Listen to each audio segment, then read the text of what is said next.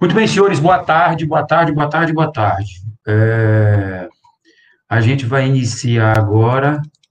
Então, vamos embora lá. Vou deixar aqui uma tela de Word como quadro branco. E a gente vai falar agora sobre competência. Eu acredito que eu já tenha, na verdade, estabelecido a competência. Eu vou aqui adiantar aqui um organograma da Justiça Brasileira que eu acho que eu já tenha, que eu acredito que eu já tenha comentado, embora de uma forma preambular, na aula passada, que está inclusive no conteúdo de vocês. É mais ou menos isso aqui, ó. Eu vou colocar de uma forma menos poluída do que está aqui, para que vocês entendam, tá? A justiça brasileira, ela é dividida em duas, entendeu? Em dois grandes blocos, tá? Em dois grandes blocos. Nós temos, e eu vou usar aqui aquela grafiazinha, nós temos as chamadas, eu vou colocar bem aqui, assim, ó, as chamadas justiças especializadas, tá? E nós temos aqui em um outro bloco, vou colocar aqui uma borrachinha, as chamadas justiças comuns, tá?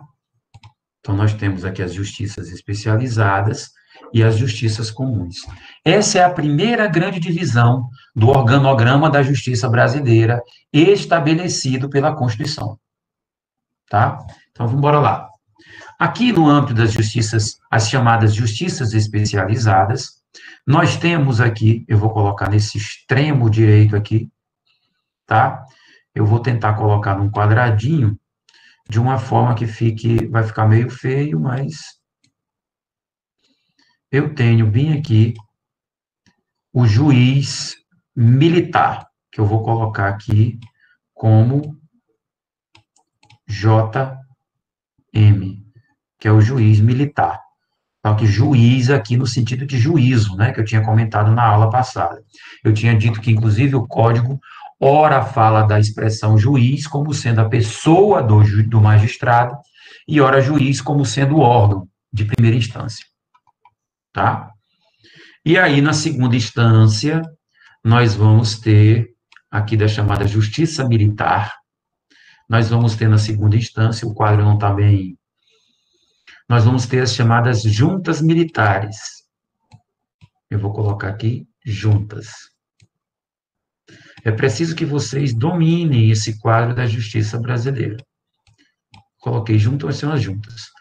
E, seguindo adiante, nós temos o Superior Tribunal Militar. Tá? E o órgão de cúpula de todas as justiças, eu vou colocar ele bem aqui,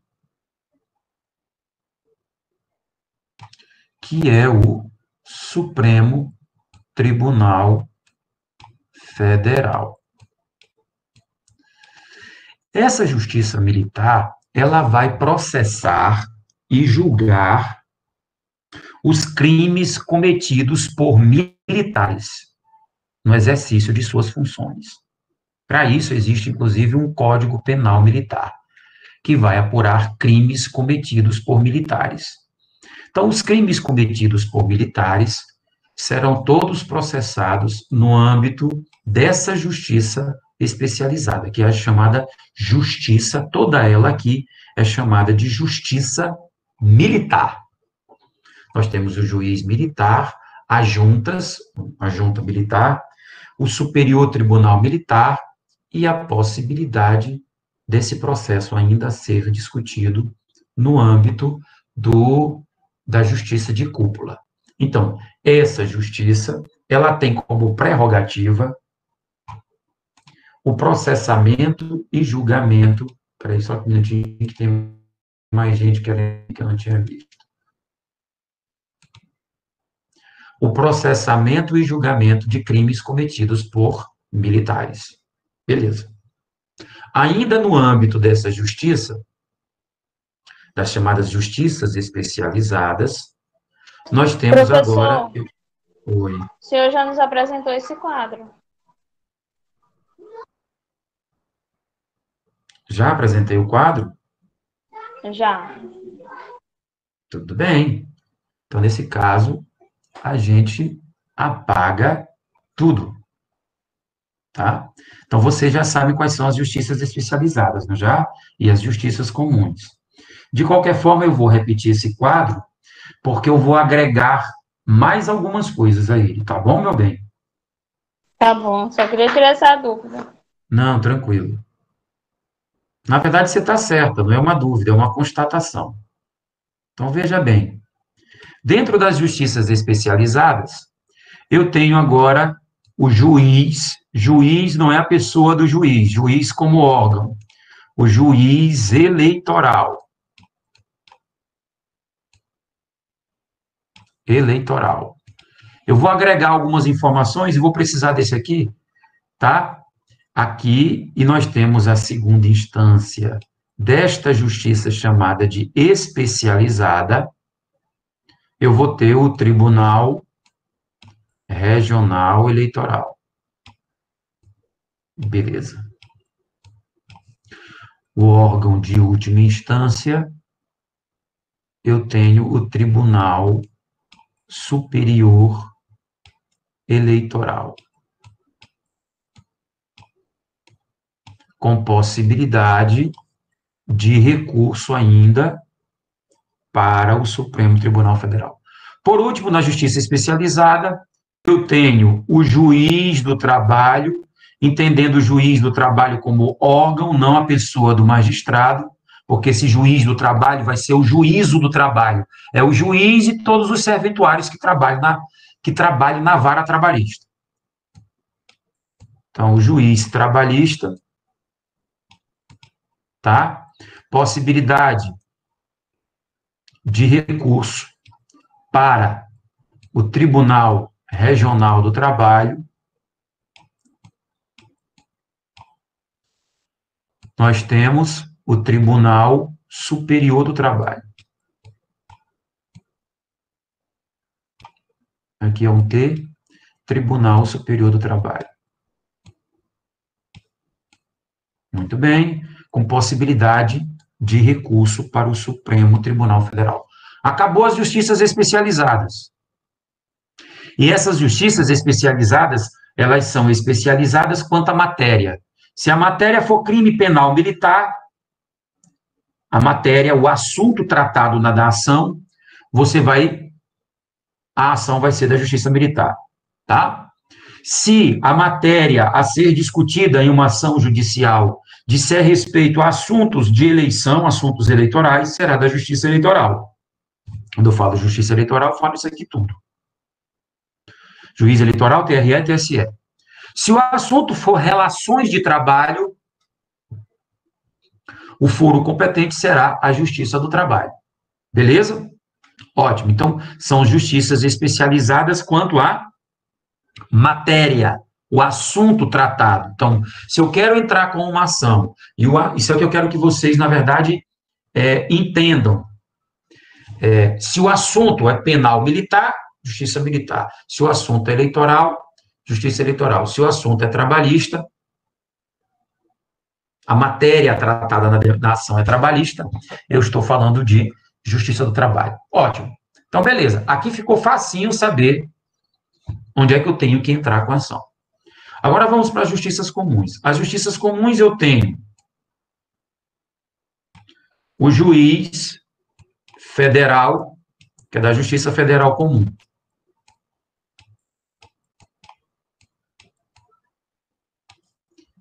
Tenho o Tribunal Regional Federal.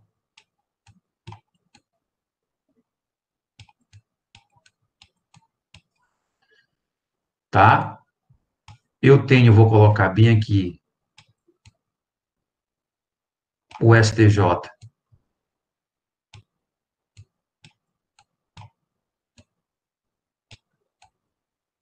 E aí, eu vou colocar aqui pontilhado. Isso aqui eu vou explicar para vocês, embora eu já tenha explicado. E eu tenho, por último, aqui, o juiz estadual.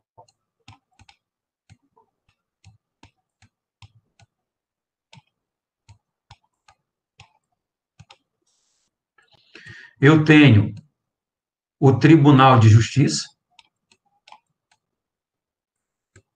com possibilidade de recurso para o STJ ou diretamente para o STF.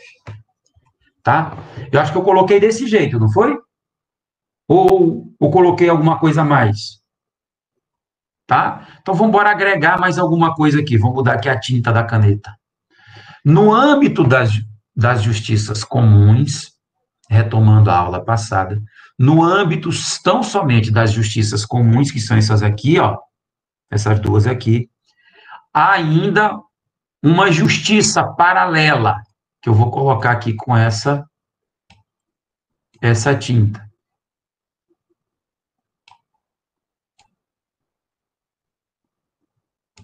E também, desculpa, aqui eu tenho que fazer a ligação. E também na justiça tem uma justiça que também atua de forma conjunta e paralela. Quem consegue me dizer qual é essa daqui? Já que eu coloquei isso aqui na aula passada. Se eu coloquei ou não coloquei. Era aquela justiça estadual? Não, a justiça estadual está bem aqui, ó. Dentro da justiça estadual, atua de forma conjunta e paralela, entendeu? Uma determinada justiça especializada. A mesma coisa acontece com as justiças comuns, federal e estadual.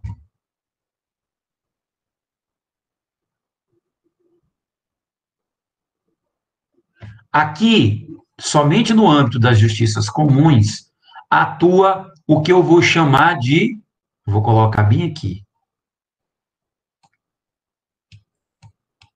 juizado.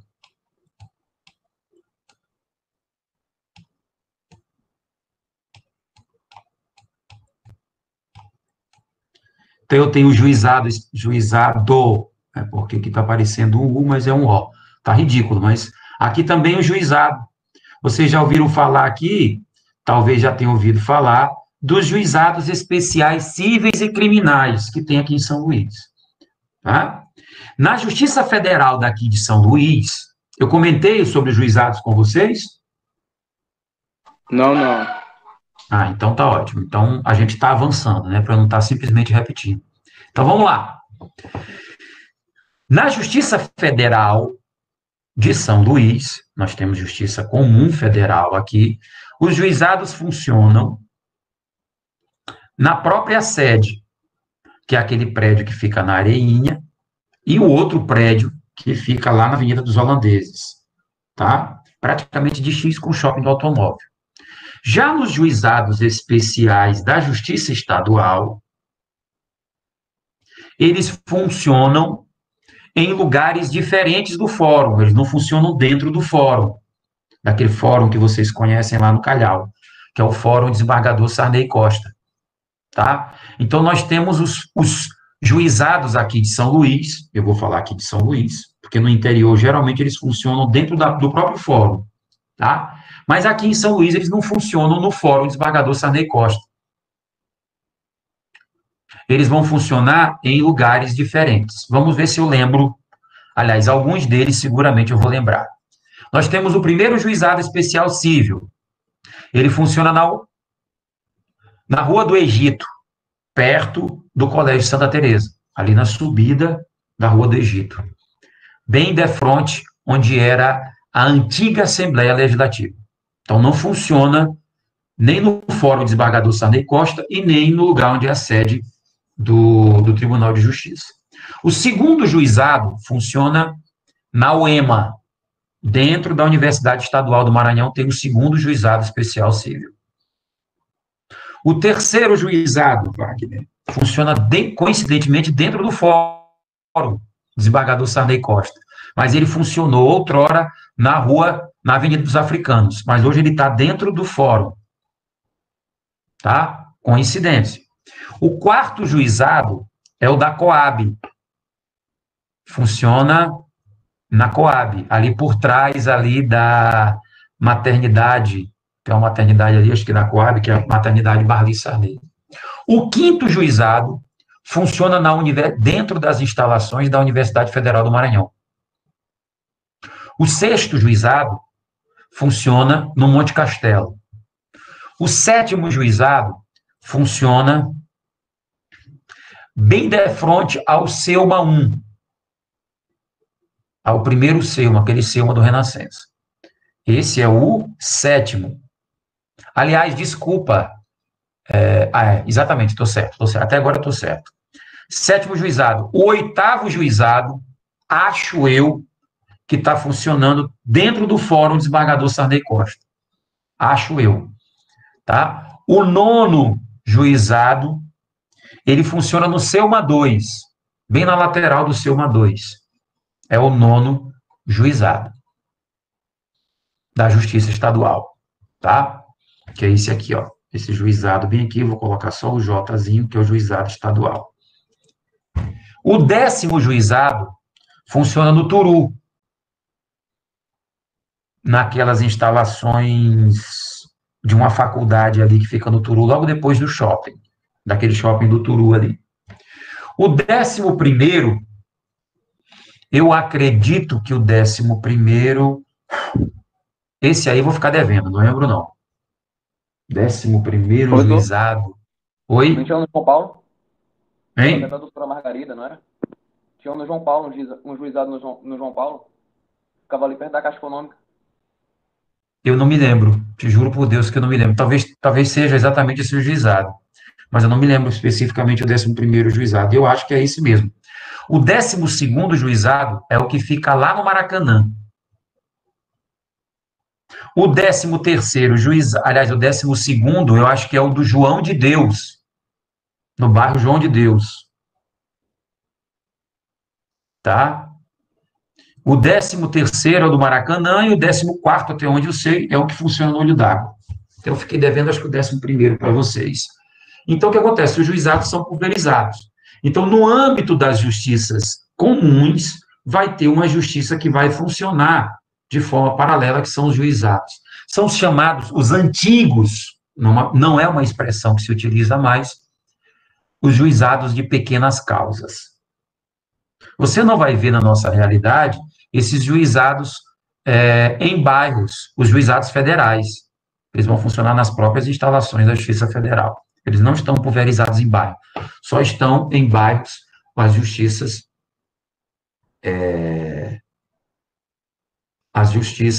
os juizados da Justiça Estadual. Daqui, eu vou logo traçar duas classificações. Aliás, antes de traçar as classificações, o que eu quero dizer é o seguinte, é que o que a gente vai estudar aqui, num conceito chamado de competência, que eu já havia começado na aula passada, a gente vai estudar a competência como sendo sinônimo, tão somente, de atribuição. Não é aquele conceito que a gente entende em nível de senso comum. É o cara, quando competente, é aquele que sabe fazer as coisas bem feitas. Não é isso. Competência é tão somente aqui, para direito processual civil, atribuição. Então, se você não domina, na verdade, eu vou passar para vocês uma palavra que um professor falou para mim. Se você não domina a regra de competência, o advogado, o jurista que não domina regra de competência, ele passa vergonha. Porque ele vai pegar uma ação do cliente dele e vai entrar no lugar errado. Aí ele vai ter o dissabor, se for um advogado, por exemplo, de algum juiz colocar uma sentença dizendo para ele, olha, não é aqui não. Você errou de lugar, você entrou com a sua ação no lugar errado. É claro que ele vai dizer isso de uma forma mais técnica, né? Mas em outras palavras, entendeu? Ele vai dizer para você que ele é o lugar onde você entrou com a ação, ele é incompetente. Não é porque ele é incompetente, porque ele não sabe fazer o trabalho dele. É porque aquele lugar onde você entrou com a ação não tem atribuição para julgar aquele caso. Vamos aqui um exemplo a grosso modo, antes da gente entrar, para entender e dinamizar o conceito de competência. Numa acepção bem mais fácil, você pega uma ação trabalhista, você é advogado, você não pega uma ação trabalhista e ingressa com ação, por exemplo, na Justiça Federal Comum. O juiz, ao analisar o caso, ele vai dizer, olha, eu vou extinguir o processo sem dizer quem está certo, sem julgar o mérito, porque aqui não é o lugar onde essa demanda deveria ter sido iniciada. Aqui é um lugar incompetente. Incompetente tão somente no sentido de dizer que não tem atribuição para ingressar com aquela ação.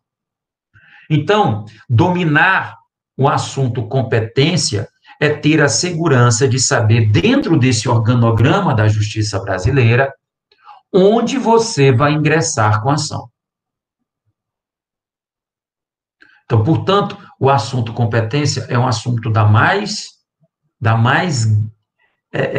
vital importância para um jurista. Seja amanhã você, inclusive, juiz também, porque você pode passar vergonha. Então, imagine só, se eu sou um juiz estadual, o cara entra com uma ação trabalhista na justiça estadual e eu julgo a ação. Eu não tenho atribuição para julgar causas trabalhistas porque eu sou um juiz estadual. Aí amanhã ou depois, alguém lá na corregedoria ou no Tribunal de Justiça vai dizer, ei, claro, não da forma que eu vou falar, vai dizer, meu amigo, você está julgando uma causa que você não tem atribuição, né? Aí a corregedoria pode até chamar a atenção, você está julgando uma ação que você não tem atribuição para isso. Quando eu falo que você não tem atribuição, você não tem competência. Você é incompetente porque você não tem atribuição. Então, quando eu falar em competência ou incompetência, eu estou falando em ter ou não ter atribuição para alguma coisa. Tá bom? Então, a gente precisa dominar bem as regras de competência. Num primeiro momento, vou deixar esse quadro aí, a gente precisa verificar, tá? Se a competência é da justiça brasileira. A primeira pergunta que se tem que fazer para dominar competência é saber se a justiça do Brasil é que deve julgar aquela causa ou é uma justiça estrangeira, de um outro país, de um outro Estado soberano. Então, essa é o primeiro divisor de águas. Então, no primeiro momento, a gente vai verificar se a competência é da justiça brasileira ou não. Se não for da justiça brasileira, acabou. Se for da justiça brasileira, aí a gente vai estudar onde, nesse organograma, a gente vai ajuizar a ação. Tá? E aí eu começo logo a dizer uma coisa para vocês. Aliás, vamos logo ver as regras para verificar se a competência é da justiça brasileira ou é da justiça estrangeira. De qualquer forma, eu digo que nós vamos estudar aqui a competência para ações cíveis, porque a gente está estudando teoria geral do processo, mas as ações cíveis, não as criminais. Então, as criminais, ou que não sejam cíveis, nós não vamos estudar, porque o nosso foco aqui é ações cíveis. Então, no primeiro momento, a gente vai estudar a questão de saber se a jurisdição é brasileira ou se a jurisdição vai ser estrangeira. Então, vamos começar com essas regras. Vamos voltar aqui. Por hora, todo mundo está entendendo. Então, a gente tem que entender a jurisdição nacional, para a gente saber onde é que a gente vai entrar com a ação. Antes de mais nada, a justiça brasileira, ela pode atuar de duas formas. Eu preciso que vocês entendam. Ou de forma concorrente, ou de forma exclusiva. E o que significa dizer isso? Conforme está aqui. É que a justiça brasileira, ela pode atuar tanto quanto uma justiça estrangeira. Vai depender onde a ação estiver tramitando primeiro. Então, o que eu estou querendo dizer? Quando eu falo que a justiça brasileira ela pode atuar de forma concorrente, eu estou querendo dizer que tanto a justiça brasileira como também a justiça estrangeira podem atuar, ou uma ou outra. Em regra, aquele que vai entrar com a ação vai escolher. Se o caso for de competência concorrente, o autor da ação vai escolher se ele vai entrar aqui ou na justiça estrangeira. Assim sendo, a competência da justiça brasileira pode ser concorrente com a justiça estrangeira. Concorrente no sentido de concorrer. Concorrer porque pode, nos casos em que somente será competente a justiça brasileira, excluindo qualquer outra justiça estrangeira. Então, vejam bem, se o cidadão ingressar com uma ação na justiça estrangeira sobre uma matéria que é de competência exclusiva da justiça brasileira, ele pode até entrar na justiça estrangeira. Mas aquela decisão judicial, ela não vai poder ser aplicada aqui no Brasil. O Brasil, ele não tem a pecha, vamos dizer assim, de interferir em uma ação que estiver tramitando no estrangeiro. Agora, aquele que ingressar com uma ação na justiça estrangeira e quiser que essa decisão tenha validade aqui no Brasil, tá? Uma ação que tramitou no estrangeiro e que o código tenha dito que aquela ação deveria, obrigatoriamente, para ter validade no Brasil, ela deveria ter sido protocolizada na justiça brasileira. Essa decisão judicial não vai ter validade e não vai poder ser aplicada aqui no Brasil. Vamos imaginar uma determinada ação que diga respeito sobre um imóvel localizado no Brasil. Vamos imaginar que duas pessoas nos Estados Unidos estejam brigando por uma propriedade no Brasil. E vamos imaginar que, a depender da natureza da ação, essa competência tivesse sido exclusiva da justiça brasileira. Mas, ainda assim, as pessoas ingressaram no estrangeiro. Ingressaram, a ação tramitou, discutindo quem é o proprietário. Dois americanos, sei lá, dois mexicanos, entendeu? Brigando por uma propriedade. E a justiça mexicana diz que a propriedade é de A. Beleza. Aí esse que ganhou lá, ele vai querer que essa decisão seja cumprida aqui no Brasil, porque a propriedade se localiza aqui no Brasil.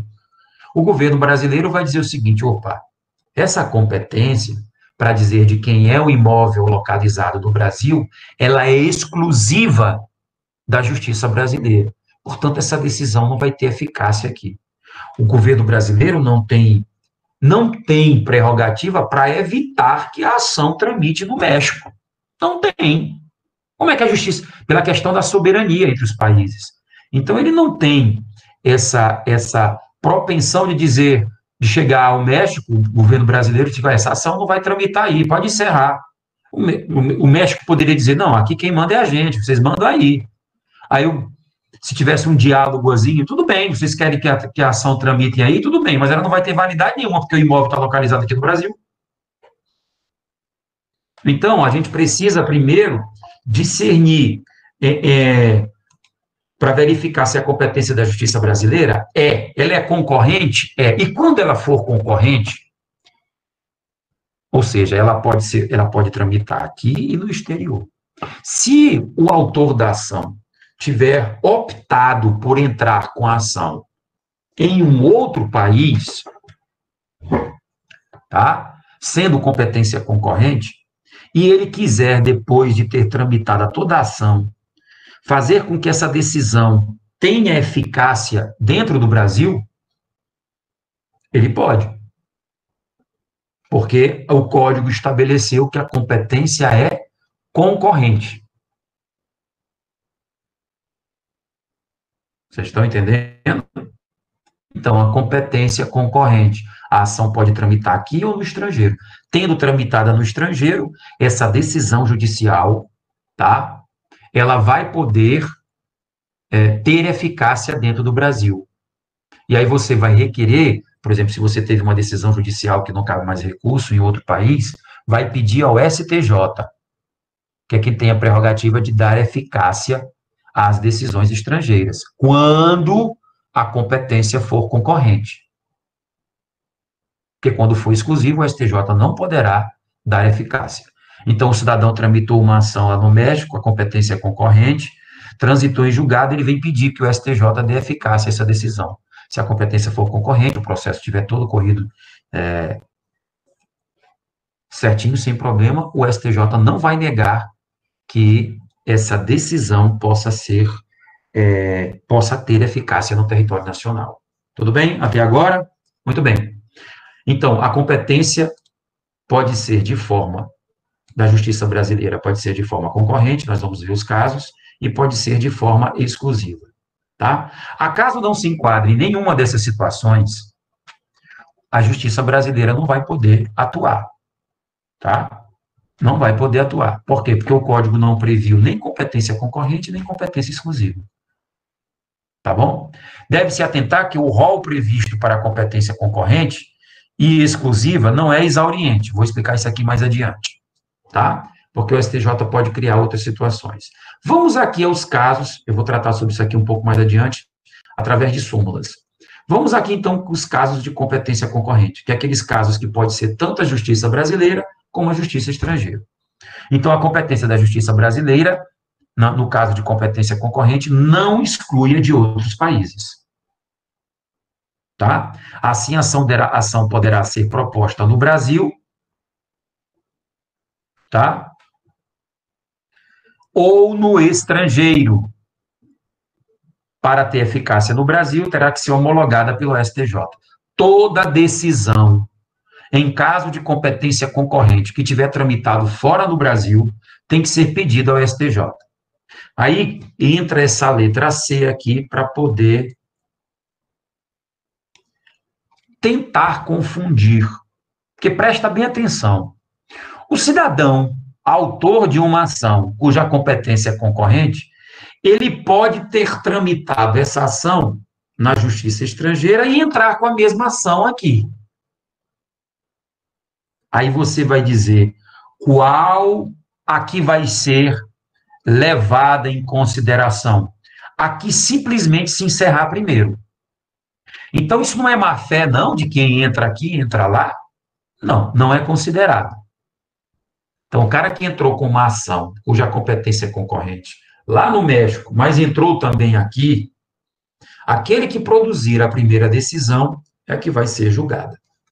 Tá? A segunda decisão, mesmo que contrária, não vai poder mais ter eficácia.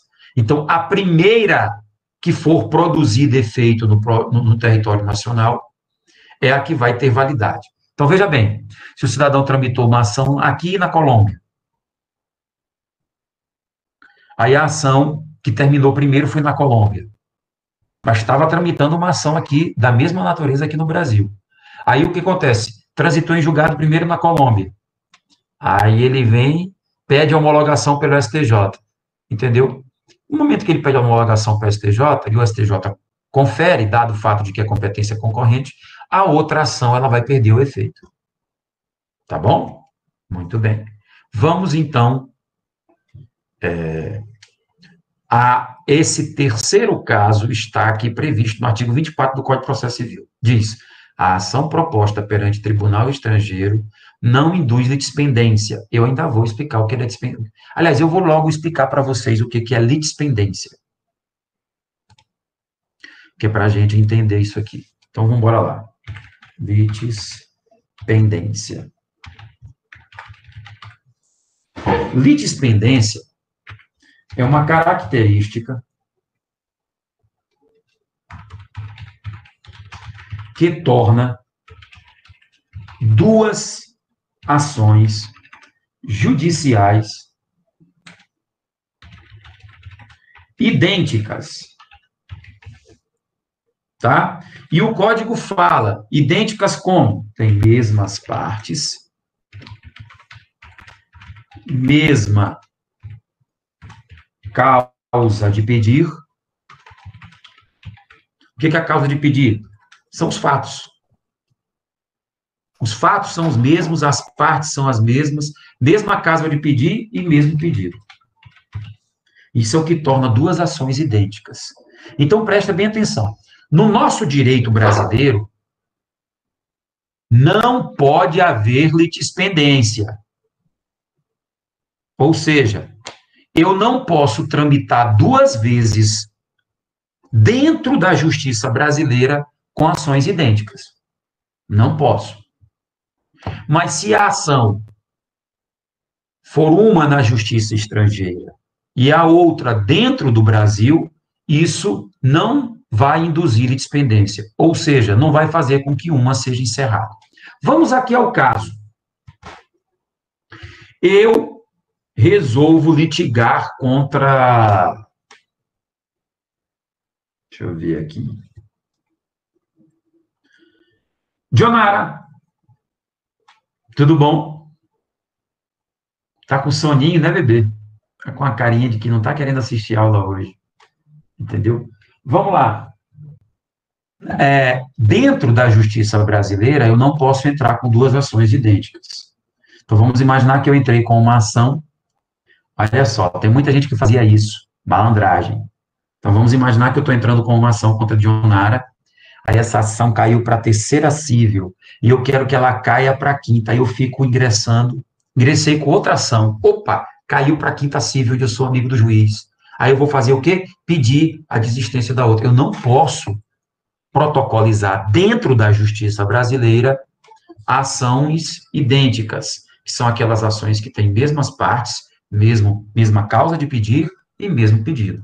Agora, se isso, então, uma delas, se eu tiver entrado com a mesma ação dentro da justiça brasileira, uma delas vai ter que ser extinta.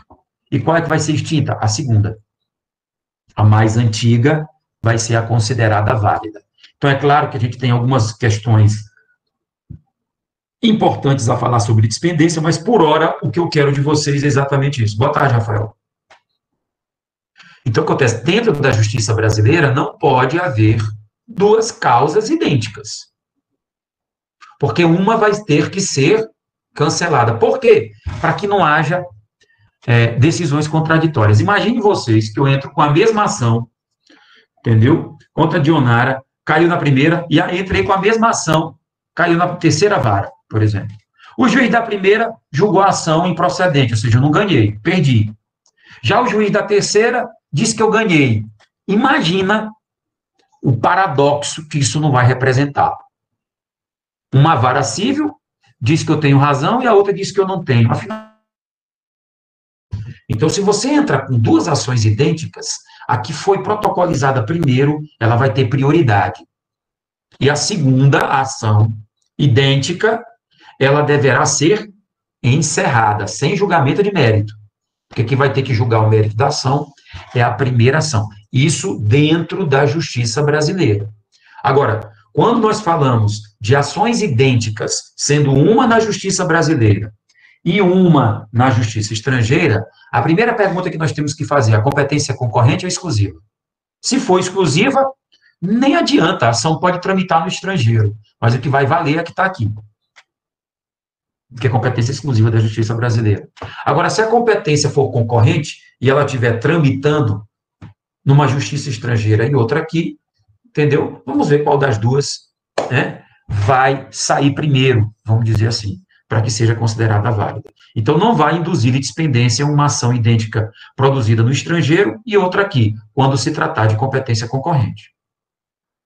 Quem tiver suas dúvidas, aproveite e vai. Então, o artigo 24, ele diz exatamente isso. A ação proposta perante tribunal estrangeiro não induz litispendência. Por quê? Porque quando uma ação induz litispendência, uma vai ter que ser encerrada, sobrevivendo à ação mais antiga. Então, quando ele diz aqui no artigo 24 que a mesma ação proposta no estrangeiro e outra aqui, em se tratando de competência concorrente, não vai induzir litispendência. O que significa dizer isso? Não vai fazer com que uma seja encerrada, porque a outra foi dada entrada em primeiro lugar. Tá? Como também não vai obstar que a autoridade brasileira conheça da mesma causa, das que eles são conexas, ressalvadas as disposições em contrário. Quando eu estiver falando em conexão, a gente vai ver melhor isso aí. O que eu quero até agora é que vocês entendam isso. Hipóteses de competência concorrente. Agora nós vamos analisar os casos de competência concorrente. Bora lá. Então, vamos embora aqui para as hipóteses de competência concorrente. Esses são os casos em que a ação pode tramitar aqui ou no estrangeiro, tá? Como também pode tramitar nos dois lugares, ao mesmo tempo, né? Porque, como eu disse aqui, o artigo 24 diz que a ação perante o tribunal, ação idêntica, tá? Proposta do tribunal estrangeiro. E aqui não vai induzir litisπendência, então não vai fazer com que uma seja encerrada. Beleza, todo mundo já sabe disso. Cuidado que eu vou cobrar isso em prova. E essa prova de agora, ela vai ter estudo de caso, tá? Então, se ninguém tiver com Covid, faça uma reunião assim de 2, 3, entendeu? Para fazer a prova, que vai vir um pouquinho mais caprichada dessa vez. Entendeu? Bora lá. Compete à autoridade judiciária brasileira processar e julgar as ações em que, repara que o caput, ele não fala que compete exclusivamente à justiça brasileira. Então, vamos bora logo comparar aqui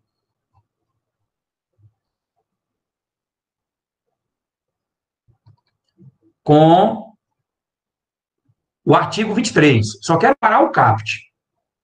Porque o 21 e 22 trata de competência concorrente. Já o 23 ele diz como? Compete à autoridade judiciária brasileira, em outras palavras, compete única e exclusivamente à justiça brasileira aquelas causas que nós vamos ver aí. Então, a mudança de caput. Processar, então vamos embora para o artigo 21. Repara que ele fala que compete à justiça brasileira, mas ele não diz que é exclusiva. Se ele não diz que é exclusiva, está claro que a competência é concorrente. Tá? Primeiro caso, o réu, qualquer que seja sua nacionalidade, se estiver domiciliado no Brasil. Então, veja bem, se alguém quiser entrar com uma ação e o réu da ação, o réu é aquele contra quem existe a demanda. Na demanda judicial, nós temos o autor, aquele que ingressa com a ação, e nós temos o réu, aquele contra quem a ação foi ingressada. Perfeito? Então, autor e réu. Eu gosto até de ressaltar isso. Eu me lembro que quando eu era acadêmico, eu tinha a ideia de que réu já era condenado, né? A ideia que eu tinha da palavra réu, o cara é réu, então o cara já foi condenado. Não, réu é aquele que não foi condenado ainda. É apenas aquele contra quem foi dirigida uma ação judicial. Ok?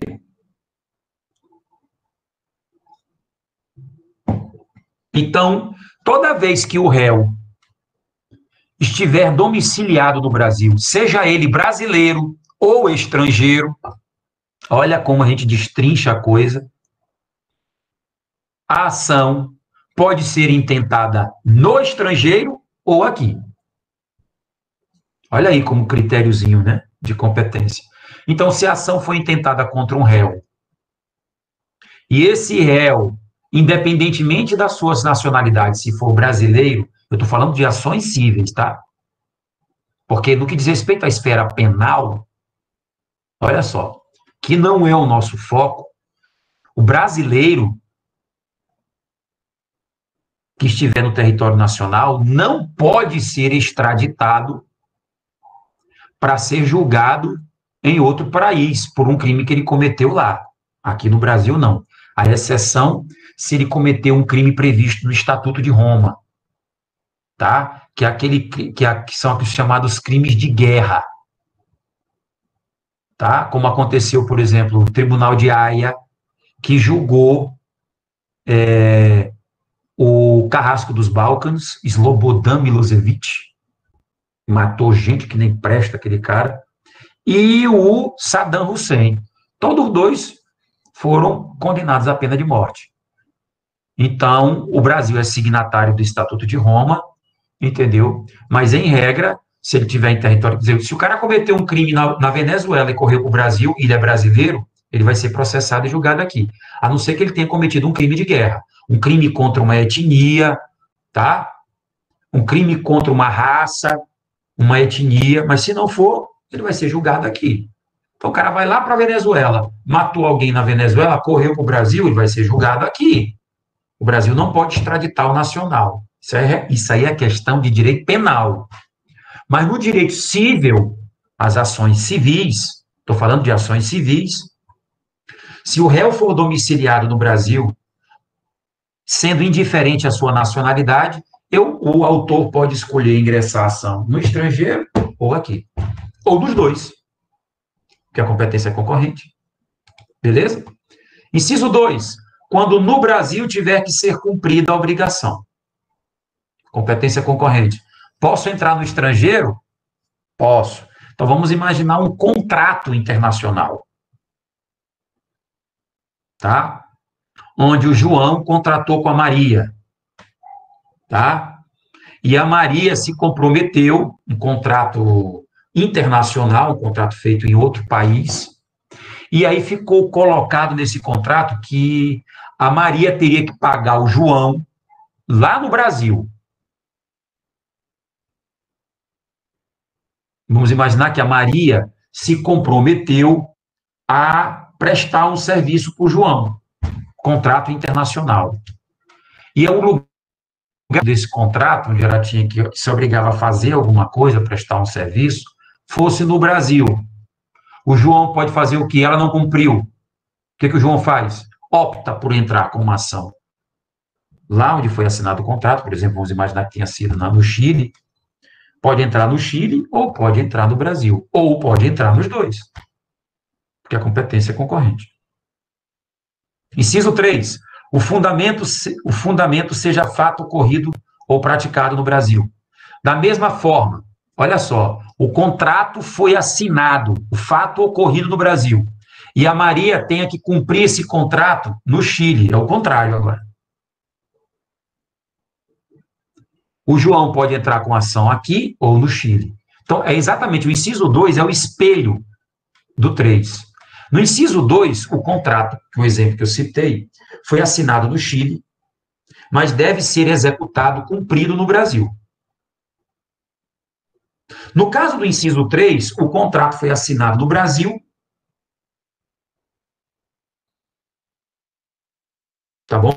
Praticado ou não no Brasil, mas o fato, o contrato em si ocorreu no Brasil, ainda que ele deva ser cumprido em outro lugar. Pode ingressar com ação aqui? Pode. Pode ingressar nesse outro lugar? Pode. Pode ingressar nos dois? Pode, porque se trata de competência concorrente. Tá? Eu não vou fazer referência às súmulas, isso aqui é só para quem quiser aprofundar, não é o caso ainda da gente tratar de súmula, eu não vou tratar de súmula com vocês. Permita isso aqui em ação declaratória, que vocês não viram ainda. Artigo 22. Compete ainda à autoridade judiciária brasileira processar e julgar as ações. Quer dizer, o artigo 21 não traz todos. Aqui, reparem que o caput do artigo 22 do Código de Processo Civil, ele não trata de competência exclusiva. Ele diz que compete. Em outras palavras, ele está dizendo que compete também à autoridade judiciária brasileira, sem exclusão da possibilidade da ação ser proposta no exterior. De alimentos quando o credor tiver domicílio ou residência do Brasil. Bora lá, o credor. Vamos imaginar a seguinte situação. Um americano veio aqui para o Brasil passar o carnaval, né?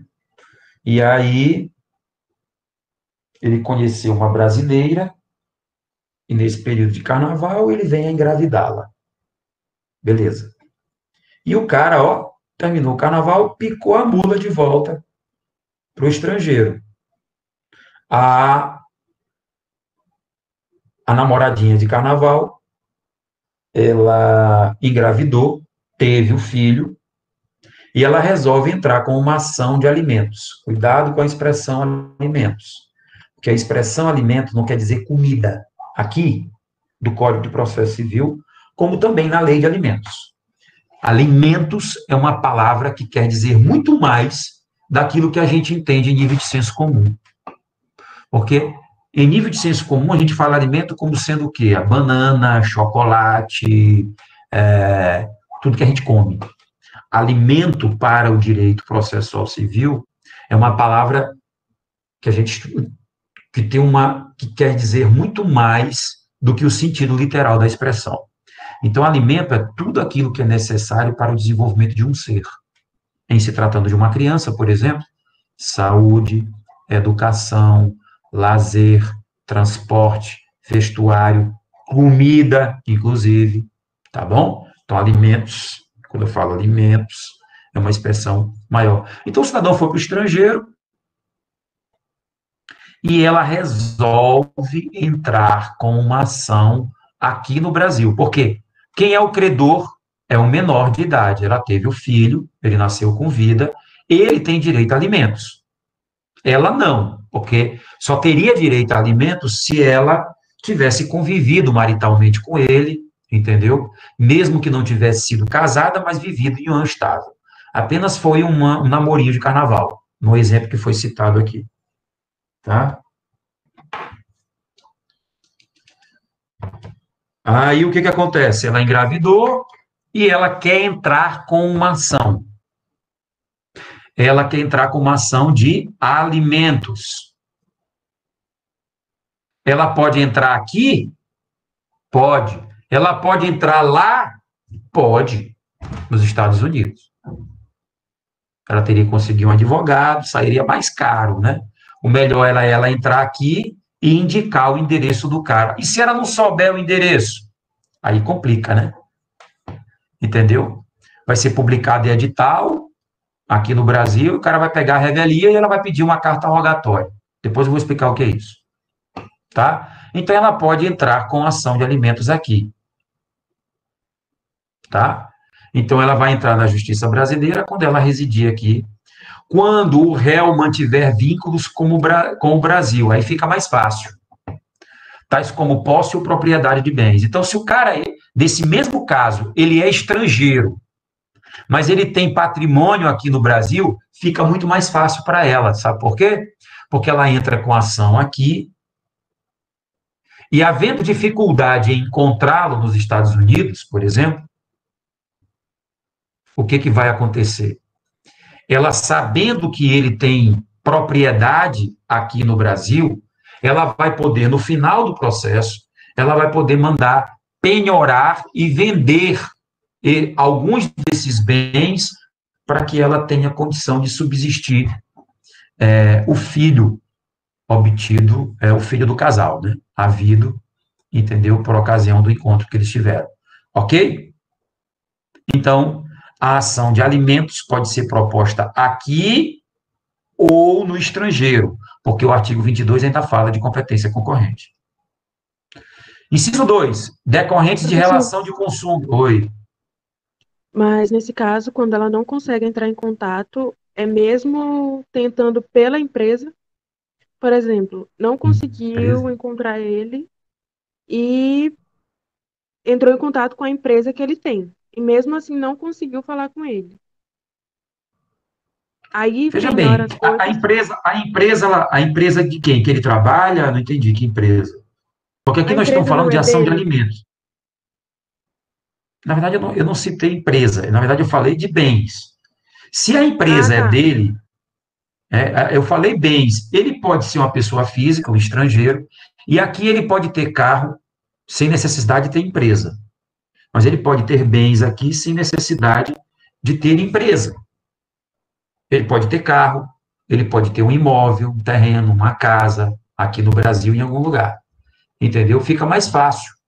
Porque o difícil, no exemplo que eu citei, é você, por exemplo, o cara veio passar o carnaval aqui. Olha, infelizmente, e eu falo isso assim com muita infelicidade, embora não esteja nem um pouco preocupado de alguém vir me chamar de machista, porque se alguém vai achar que eu vou me calar, porque alguém, na verdade, está achando ruim o que eu estou falando, eu estou pouco me lixando. Mas, infelizmente, o Brasil é vendido, entendeu? Não sou eu que falo, são os meios de comunicação. Infelizmente, que fique bem claro, é vendido como um lugar de turismo sexual. Não vamos negar. Até pouco tempo atrás, as revistas que incitavam o turismo no Brasil, entendeu? Isso aí é só você procurar na internet. A primeira coisa que tinha na capa era a bunda de uma mulher. uma brasileira sambando, alguma coisa assim. Então, os veículos de comunicação, já teve reportagem na Globo, já teve reportagem no SBT, em vários meios de comunicação, é só você procurar no YouTube. O Brasil sempre foi, aliás, pelo menos até um tempo atrás, por muitos, não vou dizer todos, mas por muitos veículos de comunicação foi vendido como turismo sexual. Então vem uma gringalhada para cá que está afim mesmo de sacanagem, entendeu? Aí, agora vão dizer depois, não, é o Wagner que está achando que o turismo é sexual e que o Wagner é um machista. Eu estou um pouco me lixando. O que acho? Na verdade, estou estabelecendo uma crítica a isso. Então, vem uma gringalhada para cá que está afim, na verdade, de fazer turismo sexual. Isso é fato. Bem ou mal, isso é fato. Eu não tenho medo de falar sobre isso, embora eu seja contra, claro, turismo sexual, porque isso coloca a própria mulher, inclusive, entendeu, numa situação de objeto. Isso é ridículo. Completamente ridículo. Então, veja bem. O que acontece? Os caras vêm para cá, eu não tive nunca uma causa dessa, mas eu tenho um colega advogado que pegou uma causa dessa e a mulher não sabia sequer. Parece que era um austríaco que veio passar o carnaval, entendeu? Aqui em São Luís, entendeu? Através desses, como é que é, eu não sei se é clube de intercâmbio, não sei se foi pelo Rotary Clube, o Rotary não tem nada a ver com essa história, tá? O que tem a ver é a pessoa física que veio para cá. Então, veio para cá e tal, o cara curtiu, conheceu a menina, engravidou, a menina teve filho, o cara picou a mula e foi embora. Ela não sabia nada onde o cara morava. Como é que tu vai conseguir? O cara não tinha sequer bens no Brasil. E aí, Wagner, como é que fica isso aí? Não fica. Você ganha, mas não leva. Isso é mais ou menos como tu pegar um cheque de alguém, que alguém te deu, que tu conhece, olha só, que tu conhece, tu sabe onde mora, tu entra com a execução do cheque, aí tu ganha a ação. E aí tu vê depois que não tem nenhum patrimônio o nome desse cara. E aí, Wagner, como é que fica? Tu pega a sentença a teu favor, manda colocar-se naqueles quadros de vidro e coloca dentro da tua casa para tu lembrar. Porque não vai adiantar nada. Se não há patrimônio, não pode fazer nada. Não existe prisão civil por dívida, à exceção de a prisão do devedor inexcusável de pensão alimentícia. Não pagou a PA, vai para cheirosa. Tá? Quem quiser maiores detalhes, artigo 528 do Código de Processo, aliás, 528 do Código de Processo Civil. Entendeu? Tá lá, prisão no máximo por 90 dias, que é uma prisão coercitiva. Fora isso, não existe prisão civil por dívida. Então, você pode dever. O teu credor sabe onde tu mora. Eu só tenho a minha casa. Pode ser penhorada para responder por dívida? Não, pela Lei 8.009. O salário pode ser? Não. Então, se aqui, tu conhecendo o devedor, tu pode não receber nada, imagina quando tu não sabe nada, o cara é um estrangeiro. Agora, fica mais fácil quando o cidadão tem bens aqui no Brasil. Porque você pode até não achá-lo, mas fica mais fácil você depois levar esses bens à asta pública. Quando eu falo asta pública, eu falo a possibilidade de levar esses bens a leilão público, se o réu tiver bens no Brasil para poder vender. Tá? Inciso 2, decorrentes de relação de consumo, quando o consumidor tiver domicílio ou residência no Brasil. Que legal, eu gostei muito desse aqui, foi uma inovação, sobretudo para quem compra em site internacional. Tá? Então, veja bem, como regra, o direito brasileiro preconiza o seguinte, que se uma empresa estrangeira, ela se propõe a fazer vendas no território nacional, ela deverá estar sujeita às demais empresas. Eu vou explicar isso de uma forma mais clara. Veja bem, vamos lá. Vamos falar de uma empresa que entrega em todo o Brasil. Vamos colocar Calunga ou colocar outras também. Lojas Americanas, Subway não, Submarino. Estou pensando aqui em comida, por isso que eu falei Subway. Entendeu? Submarino. E você tem Magazine Luiza, Magalu, você tem Ponto Frio e vários sites de lojas que não tem no Brasil todo, mas elas se comprometem a fazer entregas, porque elas têm um site. Olha, eu estou falando de direito brasileiro, depois eu vou aqui para o estrangeiro. Tá? Então, como é que funciona para as empresas?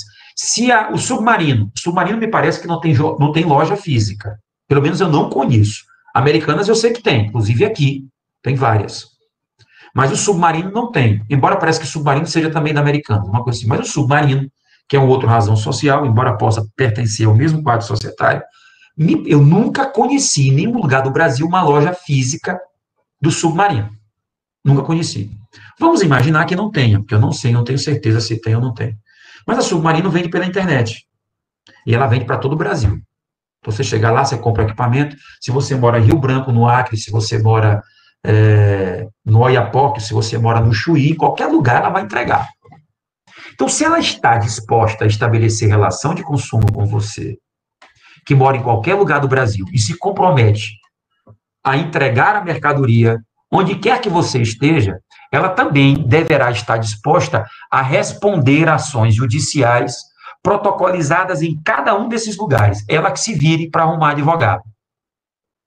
Então, por exemplo, se eu moro num lugar, no Amazonas, numa cidade do estado do Amazonas, eu comprei um equipamento, esse equipamento veio com problema, me causou uma série de constrangimentos e tal, e eu quiser entrar contra o submarino na minha localidade, eu posso? Posso, não tenho problema nenhum. Aí o submarino vai ser citado onde? Lá em São Paulo, na sede. Ele vai ter que fazer o quê? Arrumar um advogado no dia da audiência, para se defender, para fazer tudo. Hoje está até mais fácil com o processo judicial eletrônico. Mas aqui no dia da audiência eles vão ter que vir.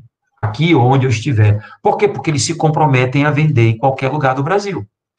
E como o consumidor ele tem, a gente chama de prerrogativa de foro, ele tem a proteção de que em situações como essa ele pode entrar com ação no lugar onde ele mora, ainda que lá não tenha nenhuma sede daquela empresa.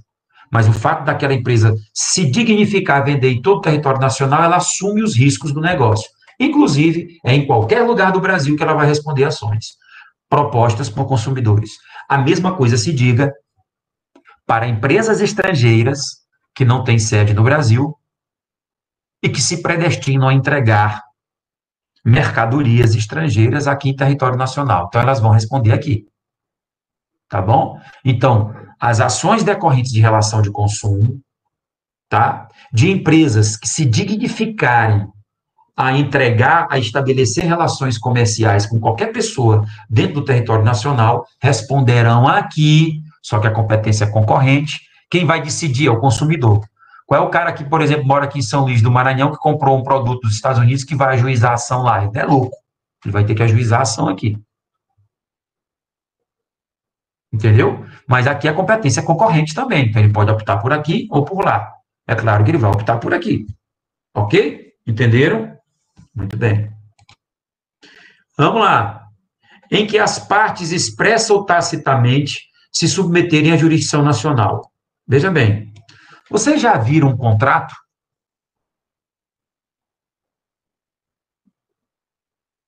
Alguém já leu algum contrato? Deixa eu ver se eu acho aqui um contrato aqui que eu possa mostrar para não... Existe uma coisa no contrato chamado de cláusula de eleição de foro. Foro é o lugar competente onde a ação vai ser tramitada. Em geral, em todos os contratos, se você pegar um contrato para ler, você vai ver que ao final do contrato, geralmente é a última cláusula do contrato. Vem escrito assim: fica eleito o foro da cidade de São Luís, capital do estado do Maranhão, para dirimir quaisquer avanças sobre o objeto desse contrato. Então, vamos embora ver aqui se eu acho aqui. Eu vou pegar aqui no Dropbox, que eu acho que bem aqui tem. Deixa eu ver aqui. Deixa eu pegar aqui, eu tenho que pegar um contrato, uma pulsão. Deixa eu ver se bem aqui, contrato de confissão de dívida. Ó, é bom que esse aqui não está preenchido, tá? Ó, do foro, olha aí, ó. Isso aqui é um contrato, eu acho que não tem ninguém aqui. O devedor tem, não vou mostrar, ó. Isso aqui é um modelo, um parâmetro de contrato, um contrato de confissão de dívida. Aí você faz um contrato onde alguém confessa ser devedor de alguém e tal, tá? E aí, ao final do contrato, ó, vem dizendo assim, ó, para dirimir quaisquer controvérsias oriundas do contrato, as partes elegem o foro da comarca de São Luís, Estado do Maranhão, com renúncia expressa a qualquer outro, por mais privilegiado que seja. O que significa dizer isso? É que eles, na verdade, assinam um contrato e dizem, se qualquer um dos contratantes quiser discutir qualquer coisa desse contrato na justiça, terá que ser em São Luís do Maranhão. Vocês estão entendendo? É quando eles indicam o lugar onde eles querem. Então, as partes nacional. É quando eles disserem, ó, esse contrato, que pode até ser assinado no estrangeiro, mas ele pode ter trazido essa cláusula que diga, ó, no Brasil, se tiver que entrar com uma ação judicial para discutir qualquer coisa desse contrato, vai ter que ser no Brasil. Então, todas as pessoas que estão nesse contrato se condicionam a entrar no Brasil. Tá bom? Beleza. Agora nós vamos para os casos de competência exclusiva. Vocês vão poder fazer. Olha, vocês têm toda a vantagem, porque o pessoal de TGP de um ano atrás teve que fazer prova presencial, né? Agora, do semestre passado e desse, vão fazer prova em casa, vão estar com CPC, entendeu? Mas vão ter que ter cuidado com os meandros. Vamos agora para a competência exclusiva. Lembrando que competência exclusiva, ela se dá quando somente a ação, em regra, só pode ter tramitado na justiça brasileira. E se a ação tramitou na justiça estrangeira? A justiça brasileira não vai poder dizer, para com esse negócio. Não, vai se meter na soberania do outro. Mas vai ter que dizer, meu amigo, isso não vai valer aqui, não. Só isso. Pode até entrar. Se quiser perder tempo, você vai poder entrar na justiça estrangeira. O governo brasileiro não pode fazer nada. E outra, a justiça estrangeira, ela pode dizer que aquele caso de competência é dela. Não tem problema. Se a competência é dela e a execução da decisão tiver que ser feita da mesma, ótimo. Mas aqui, não vai ser não, papai. Então, não vai adiantar nada. Então, por exemplo, se eu sou um estrangeiro e eu preciso de uma ação que vai ter que ser cumprida no Brasil, e é caso de competência exclusiva, eu não vou perder tempo aforando essa ação em um tribunal estrangeiro. Por quê? Porque a sentença não vai valer nada. O STJ, quando bater aqui, vai verificar que a competência exclusiva vai dizer, opa, aqui não. Aqui, isso aqui não. Está entendendo o que eu estou querendo dizer? Alguma dúvida? Então, bora lá. Nas situações da jurisdição brasileira, será utilizada com exclusão estrangeira. Assim sendo, eventual sentença estrangeira sobre as causas de competência exclusiva não produzirão. Aqui é produzirão. Depois vocês aceitem. Não produzirão qualquer efeito no Brasil. Então, as causas de competência estrangeira no Brasil aqui não vão produzir qualquer tipo de efeito. E quais são essas causas? Podem reparar, que vocês vão ver adiante, que a grande maioria das ações tem imóvel no meio. Quando tiver imóvel no meio, é um macete que eu estou dando, tá? Quando tiver imóvel no meio, só um minuto aqui.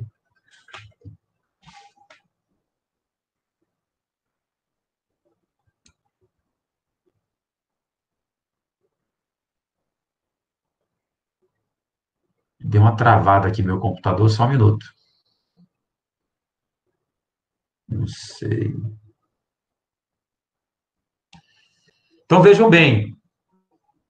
O que eu estava falando mesmo? Sim, se tiver imóvel no meio, a competência é exclusiva da justiça brasileira. Claro que existem algumas outras causas periféricas, mas vamos embora lá, para entender. Compete, olha aí, ó, compete à autoridade judiciária brasileira com exclusão a qualquer outra. Conhecer de ações relativas a imóveis situados no Brasil. Olha aí, ó. Bora lá. Em matéria de sucessão hereditária. Tá? Vamos embora falar em sucessão hereditária. O cara morreu. Sucessão quer dizer isso. Vocês vão estudar isso em direito civil. Direito das sucessões.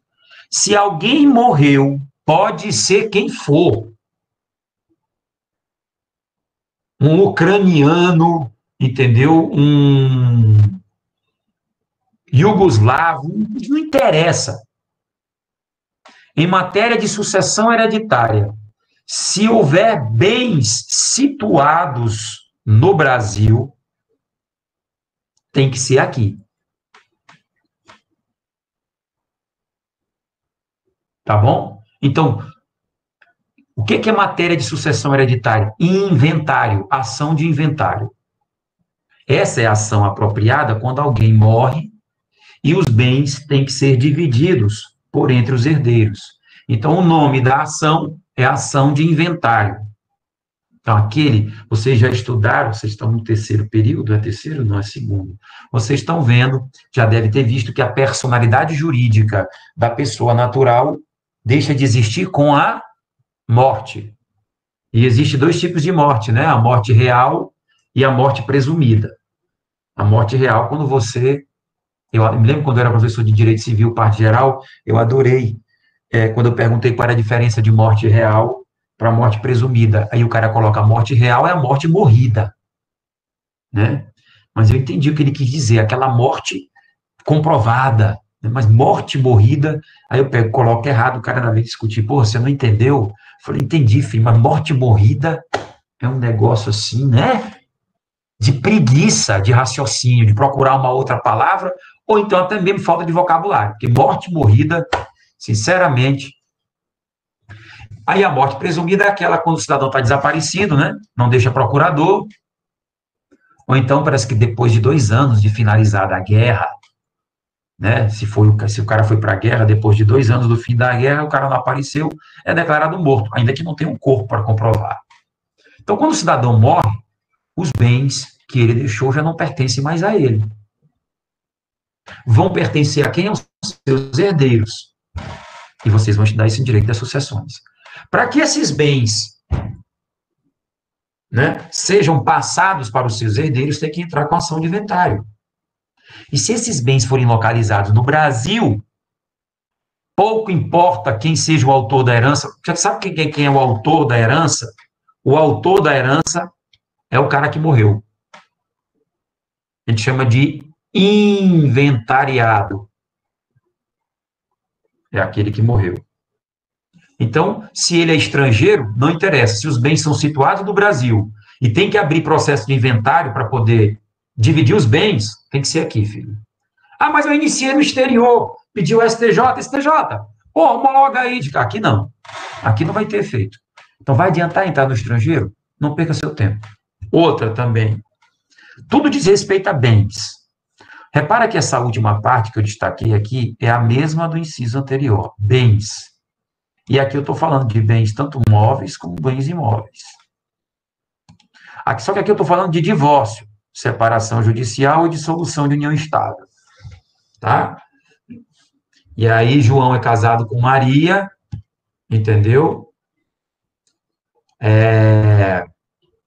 Se divorciam. João vive união estável com Maria e dissolve a união estável. Os bens havidos na constância da união estável serão considerados dos dois, do esforço próprio, conforme prevê o Código de Processo, o Código Civil e a própria jurisprudência nacional. Tem que dividir. Os bens são situados no Brasil? São. Então, tem que entrar com ação de divórcio aqui, para dividir os bens. Ok? Muito bem. Competência, aí vê bem. Já superamos a primeira fase. A primeira fase diz a ação, ela é da justiça brasileira? É. Ou de forma concorrente, ou de forma exclusiva? É da justiça brasileira. Agora, a gente vai começar a tratar sobre a competência interna. Sendo da justiça brasileira de forma exclusiva ou concorrente, agora é saber onde é que eu vou entrar. Aqui, ó. Onde que eu vou entrar? Então, após o intervalozinho, vou dar um intervalo de 10 minutinhos só para abastecer minha água, a gente vai começar a falar de competência interna, partindo-se do pressuposto de que a competência não é exclusiva da justiça estrangeira. Tá? Agora, vale a pena falar uma única coisa. Quando é que a competência é exclusiva da justiça estrangeira? É quando ela não for exclusiva da justiça brasileira ou quando não for concorrente. Se ela não for concorrente da justiça brasileira, com a justiça brasileira, e ela não for exclusiva, ela vai ser de outro país. O Brasil não vai nem se interessar, nem entra com a ação aqui. Entendeu? Foi o que eu disse bem aqui, ó. Aliás, o que eu quis dizer... Onde é que está, meu Deus? Ué, eu fechei a... Vamos ver aqui. Ó.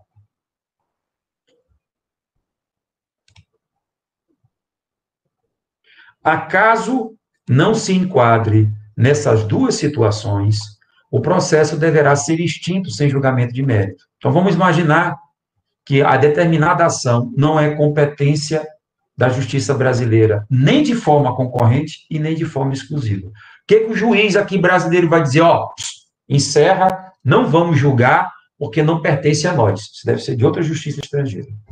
Entendeu? Para que seja brasileira, tem que ser ou exclusiva ou concorrente. Vamos aqui uma pergunta aqui antes do intervalo. Vamos imaginar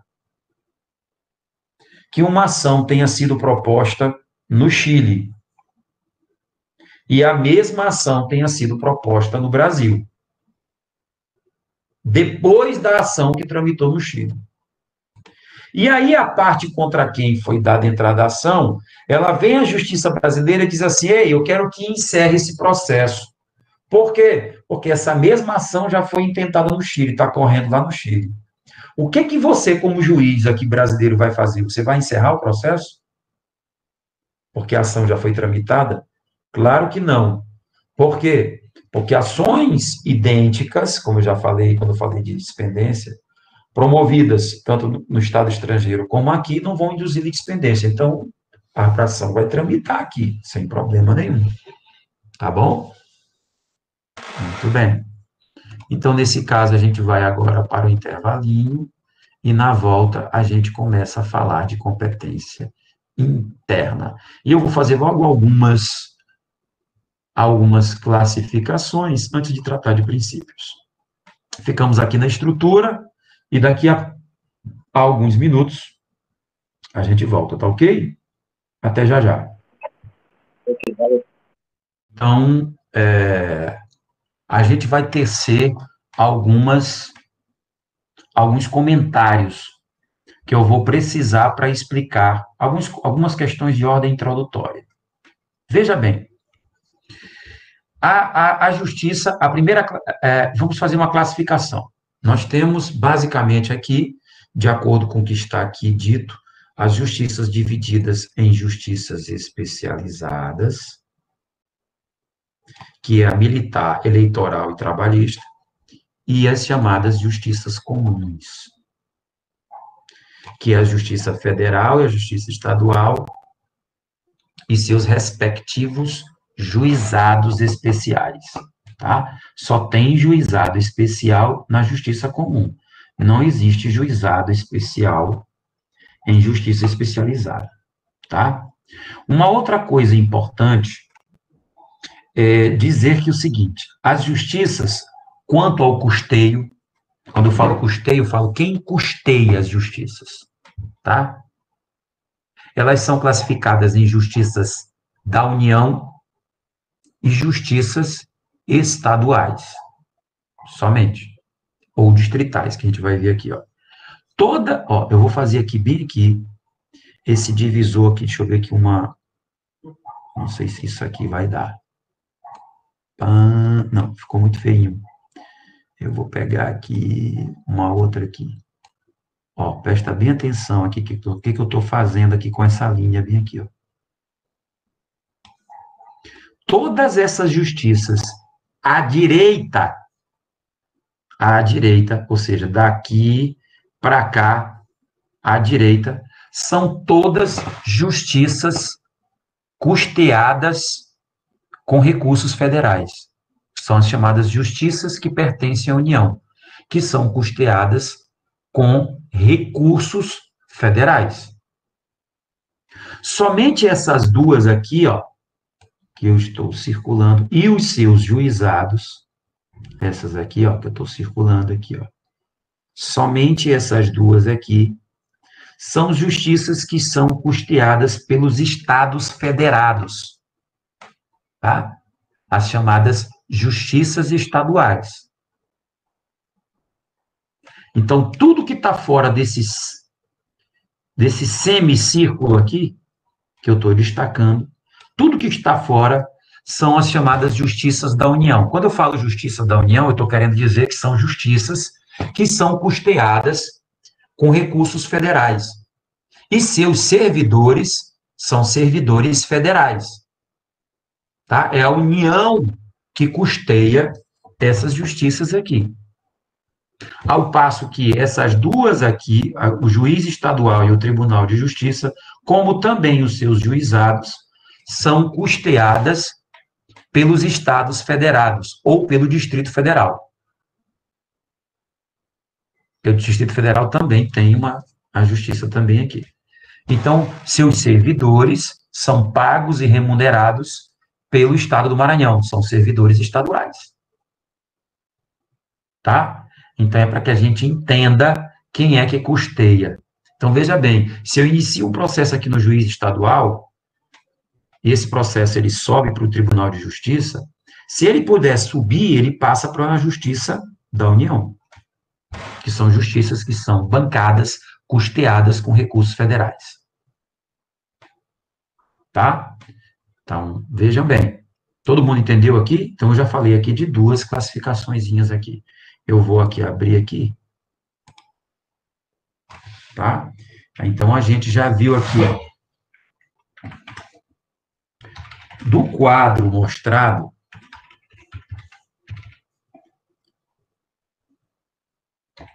constata-se duas classificações da justiça brasileira. Aí eu falo, vamos a elas. Eu tenho as justiças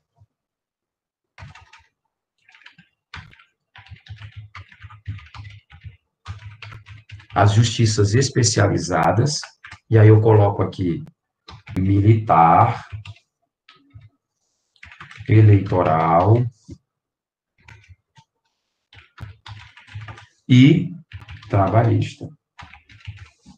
Tá? E tenho as justiças comuns. Aí eu vou ter justiça federal comum. Eu faço questão de colocar a justiça federal comum, porque a militar, eleitoral e trabalhista também são federais. Justiça federal comum, justiça estadual comum e seus respectivos juizados especiais. Então, porque eu falei que somente nas justiças comuns é que nós temos juizados especiais. Justiça comum federal e estadual, conforme a gente viu no quadro anterior.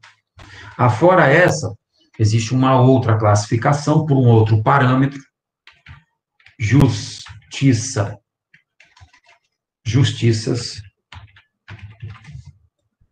da União. São aquelas justiças que são custeadas com recursos públicos federais, sendo seus servidores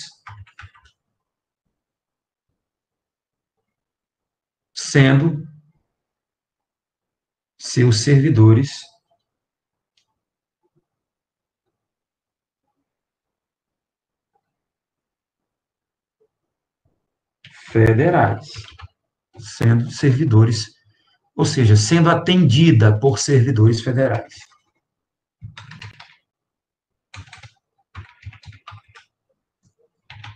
Por servidores federais. E nós temos as justiças dos estados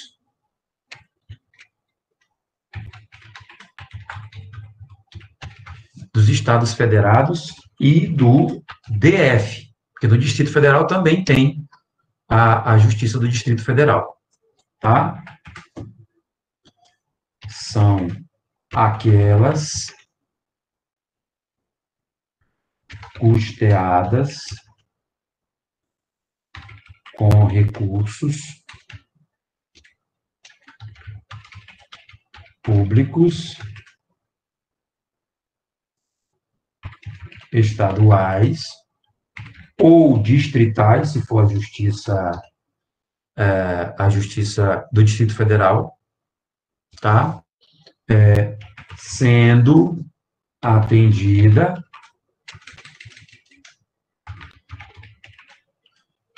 por servidores estaduais, se for Justiça dos Estados, ou distritais, se for do Distrito Federal. Então, são servidores estaduais. Alguma dúvida em relação ao que eu estou falando? Então, voltando aqui. Professor, Diga. a AGU e a PGR elas podem ser encaixadas na Justiça da União? Não, na verdade, isso aqui não compõe o quadro de justiça da União. Você tem os chamados advogados públicos, tá? São advogados que advogam. Por exemplo, nós temos aqui os chamados procuradores federais, tá? Que são aqueles advogados que defendem os interesses da União.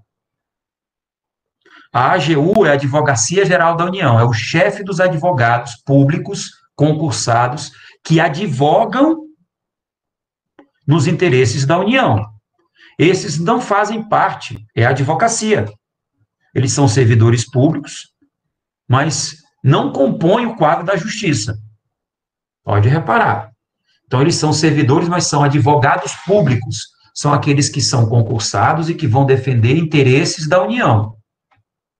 Da mesma forma, nós temos os procuradores do Estado do Maranhão, na nossa realidade, como também os outros estados, que são advogados concursados que vão defender os interesses da condição de advogados, o interesse de quê? Dos estados federados. Ou então pode ser um procurador distrital, que é um advogado público quer dizer um advogado concursado, tá? Que vai defender os interesses do Distrito Federal ou dos estados federados. A mesma coisa também existe os procuradores dos municípios, tá? Que são advogados públicos concursados, que na qualidade de advogados, vão defender os interesses dos municípios. Mas eles não fazem parte da estrutura do Poder Judiciário. Não, eles não julgam. O que eu estou tratando aqui, e a pergunta é bastante permanente, eu estou falando do quadro da justiça. Tá bom? E outra, nem o Ministério Público está aqui. Porque o Ministério Público não faz parte do quadro da justiça. O Ministério Público é órgão acusador ou atua numa segunda circunstância que vocês vão aprender como custos legis, como fiscal da lei. Tá? Mas ele não faz parte do quadro da justiça. Esse quadro da justiça é quadro de quem julga. Então, o Ministério Público não julga. Advogado público também não julga. Tá bom? Quem foi que fez a pergunta? Ok. Foi eu, Marcelo. Beleza, Marcelo. Foi bem providencial a pergunta, para a gente não confundir uma coisa com a outra. Tá bom? Há até uma questão que é interessante falar, eu gosto até de falar sobre isso, já que tu tocaste nesse assunto, e é uma dificuldade que a gente tem, sabe por quê? Eu vou até colocar isso aqui dentro de um quadrinho, para vocês entenderem, sabe por quê? Porque, para quem está começando a saga que é estudar direito, acaba tendo uma certa dificuldade para confundir algumas terminologias. E eu acho, assim, tão chato esse tipo de coisa que os caras inventam. Então, presta bem atenção. Olha só. O procurador. Olha como não tem coerência algumas coisas. O procurador do Estado é um advogado concursado, tá? É um advogado concursado. Ele é advogado concursado que defende os interesses dos estados federados. Vai defender os interesses. São advogados, só que eles são concursados. Eles não são nem autoridade, são advogados. Do mesmo jeito que eu sou. A diferença é que eles são concursados. Melhor ainda do que eu. Tá? E eles são advogados, por exemplo, procurador do Estado do Maranhão. É um advogado concursado que defende as causas em que o Estado do Maranhão é parte. Tá certo? Aí você vai, beleza. Nessa toada, o procurador do município, da mesma forma, é um advogado concursado,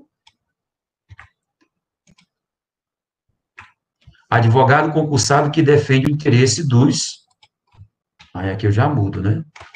Dos municípios. Aí o cara vai, quer dizer, você vai seguindo a lógica, pô, que é o certo. Eu botei municípios, mas é municípios. Tá? Aí você vai aqui, pô, beleza. E o procurador da República? Então, quando eu estudei, bem, deve ser o advogado da União, né? Porque se o procurador do Estado é um advogado concursado que defende os interesses dos Estados federados, se o procurador do município é um advogado concursado que defende os interesses dos municípios, o procurador da República deve ser o advogado concursado que defende os interesses da União. Era para ser assim. Mas os caras dificultam as coisas para quem está estudando. Porque o procurador da República, ele não é advogado. O procurador da República é membro do Ministério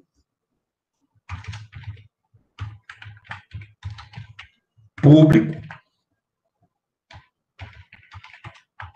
Federal. Quer dizer, os caras, eles dificultam o Ministério Público. Ou seja, é o membro, é o promotor, não digo promotor, porque promotor sempre é estadual, é o Ministério Público que atua na Justiça Federal. Mas, pela lógica, a gente iria entender que o procurador da República seria o advogado concursado. O advogado concursado, que advoga nos interesses da União, é chamado de procurador federal ou advogado da União. Ou procurador da União, ficaria até melhor. Ou procurador da União. Então, procurador federal ou procurador da União. Esse é o advogado concursado que defende, está aqui, que defende os interesses da União. Beleza? Olha como Isso aqui é só para dificultar, eu não sei porque eles não padronizam. Aí você vem perguntar, mas por que não padroniza? Uma coisa bonitinha. Ah, meu amigo, eu não sei dizer por quê. Então, essas terminologias, entendeu? Repara, procurador do Estado, procurador do município, procurador federal, não tem status de autoridade. Só quem tem status de autoridade no âmbito judiciário é o Ministério Público e o juiz. Esses têm status de autoridade. Porque o próprio Ministério Público também tem prerrogativa de autoridade.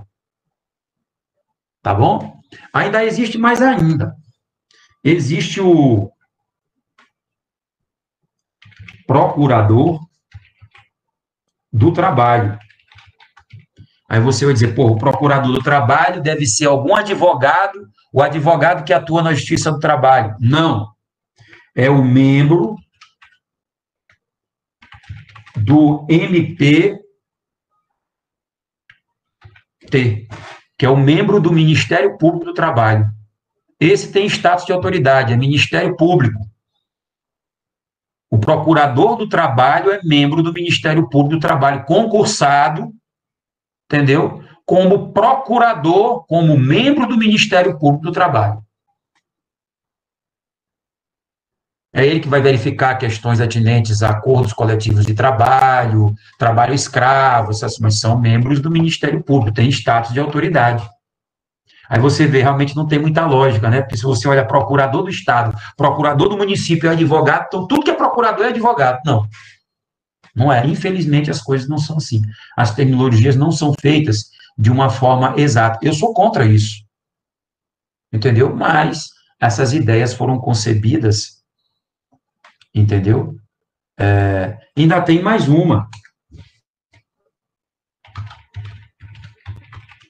Procurador de Justiça.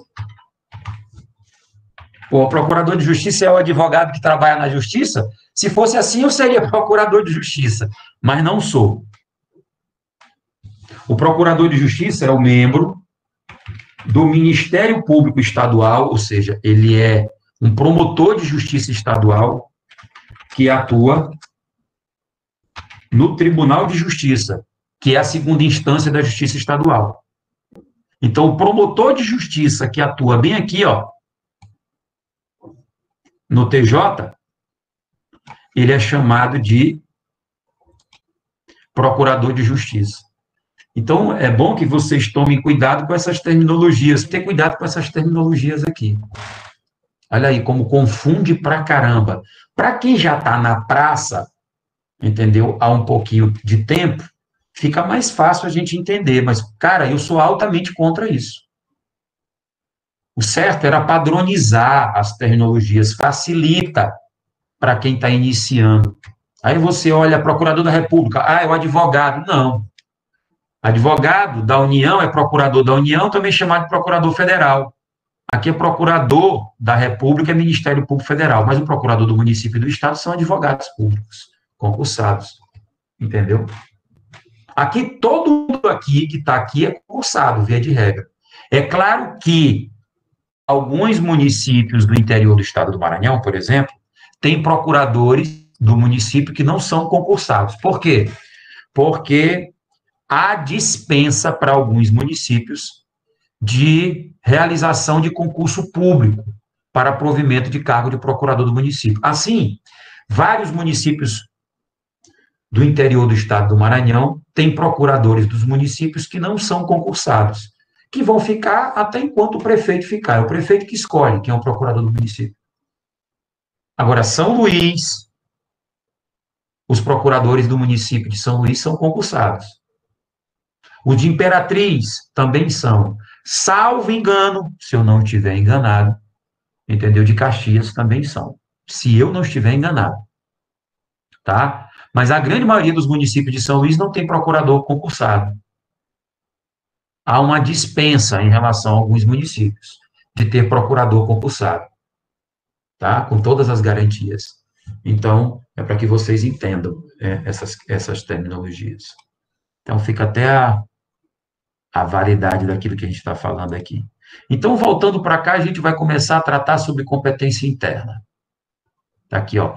Bem aqui nesse quadro aqui, ó, eu coloquei, ó, justiça militar, ó, Quem estiver conseguindo acompanhar pelo mouse, vai estar entendendo aqui o que eu estou querendo dizer. Juiz militar, Tribunal de Justiça Militar, que são as juntas superior, Tribunal Militar, e a possibilidade de recurso para onde? Para o STF. Ah, lembrando que eu não coloquei o Conselho Nacional de Justiça, né? Que vem logo abaixo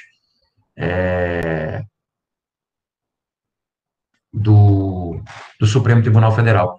O Conselho Nacional de Justiça, o CNJ, é um órgão fiscalizador. Quem exerce a presidência do CNJ, sempre por previsão constitucional, é o presidente do STF. Então, o presidente do STF, tá? Quem é agora mesmo o presidente do STF era o Toffoli até outro dia, agora é quem? Luiz Fux, né? Agora é o Fux, exatamente. Ele é o presidente do Conselho Nacional de Justiça, que é o órgão fiscalizador da Justiça. Aí, abaixo dele, nós temos aqui, ó, as justiças especializadas, Justiça Militar, a Justiça Eleitoral, a Justiça do Trabalho. E as justiças aqui da União, aliás, as justiças comuns. Você tem aqui a Justiça Comum, os juizados, do lado. Isso aqui tudo é da Justiça Federal Comum, tanto a Justiça Comum como os juizados. E aqui também nós temos aqui, é porque o quarto está um pouquinho diferente, a Justiça, os juizados especiais. É bem parecido, né, com essas questões que eu fiz aqui, só que eu fiz de uma forma diferente. Tá bom? Beleza. Assim sendo, a jurisdição, o que é jurisdição? Eu já expliquei. É a atividade de pacificar conflitos. Ela é da justiça como um todo. Ela é indivisível. As tarefas é que são divididas. Então, a divisão dos trabalhos e a consequente limitação da atuação imposta a tais órgãos se convencionou a chamar de competência. Então, o que acontece? A jurisdição é exercida pela justiça brasileira. Competência é divisão dos trabalhos. Cada juiz aqui vai ter a sua área de abrangência para julgar determinadas demandas. A competência é requisito processual de validade, porque você tem que aforar, ingressar com sua ação no lugar adequado. Tá? Muito bem. Aí a gente vai falar de rescisão depois. Isso aqui é artigo 966, eu coloquei porque é estudo meu, que trata de ação rescisória, né? Eu não vou falar de ação rescisória agora. E aí a gente vai começar a tratar sobre os princípios norteadores da competência jurisdicional, tá? Que são esses primeiros princípios básicos que a gente vai tratar, tá? São bastante princípios, tá? Para a gente começar a determinar os critérios de competência. Alguns desses princípios eu já falei do princípio do juiz natural, não falei? Ou do juízo natural. Falei ou não falei? Falei que havia um critério objetivo, que é a preexistência do órgão jurisdicional, falei na aula passada. Tá? Então, esse aqui, e o critério subjetivo também. Eu já comentei isso aqui na aula passada. Tá, beleza? Então, o critério do juiz natural é o primeiro critério para se estabelecer competência. São os princípios norteadores. Princípio da competência sobre competência. Princípio segundo o qual todo juiz tem prerrogativa para apreciar a própria competência ou incompetência. Vamos lá. Vamos imaginar que eu seja um juiz do trabalho. Aliás, aquele exemplo que eu citei anteriormente. E aí, o que acontece? Eu sou um juiz, vamos imaginar, juiz da Justiça Comum. E alguém ingressa no foro onde eu trabalho, sou juiz, com uma ação trabalhista. Eu tenho prerrogativa, eu tenho competência para analisar se eu sou competente ou não. Ou seja, eu tenho competência como juiz para analisar se eu tenho atribuição para julgar aquele caso ou não. Então, o próprio juiz ele vai poder apreciar se ele é competente ou incompetente. Então, se eu sou juiz estadual e alguém entra com uma ação trabalhista, que é uma ação da justiça especializada, eu vou dizer, epa, eu não posso atuar. Por quê? Porque aqui onde eu atuo, eu não estou autorizado a analisar ações que versem sobre direitos trabalhistas. Então, eu me declaro incompetente. Então, esse princípio é a prerrogativa que o juiz tem de analisar se ele é competente ou não, se ele tem atribuição ou não. Tá bom? Princípio da perpetuação da competência. Isso aqui eu já vou falar na nossa próxima aula, porque eu vou precisar tratar de uma série de coisas aqui. Neste dia de hoje, nós vamos começar na aula que vem, gravem aí, o princípio da perpetuação da competência, para não encher muita cabeça de vocês com muita coisa. Tá bom? Nós avançamos bastante hoje, tá? Ainda tem um bocadinho de coisa para a gente ver, mas a gente já começa a estabelecer os critérios da Justiça Nacional. Beleza? Depois nós vamos ainda para o critério territorial, tem critério funcional, tem uma cambada de coisa. Tá bom? Eu não vou encher muita cabeça não, para não ficar muito maçante. E a minha garganta também já não está muito legal. Vai melhorar hoje à noite, quando eu gritar gol. Vamos lá. Mar Soares. Presente. Alan Carlos. Presente. Ana Gorete Lima.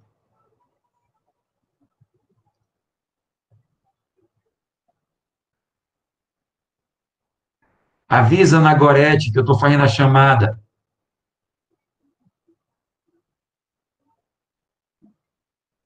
Andressa Lima. Beleza. Beleza. Antoniele. Presente. Dionara. Presente. Edjane Moraes. Presente.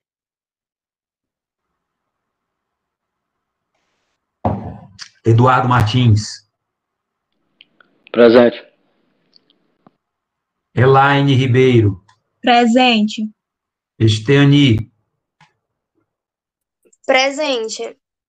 Eu sou letrei certo? É Esteanir ou é Esteanir? Esteani, com força no e-mail. Beleza. Gabriel Sene. Presente. Gerlane Amorim.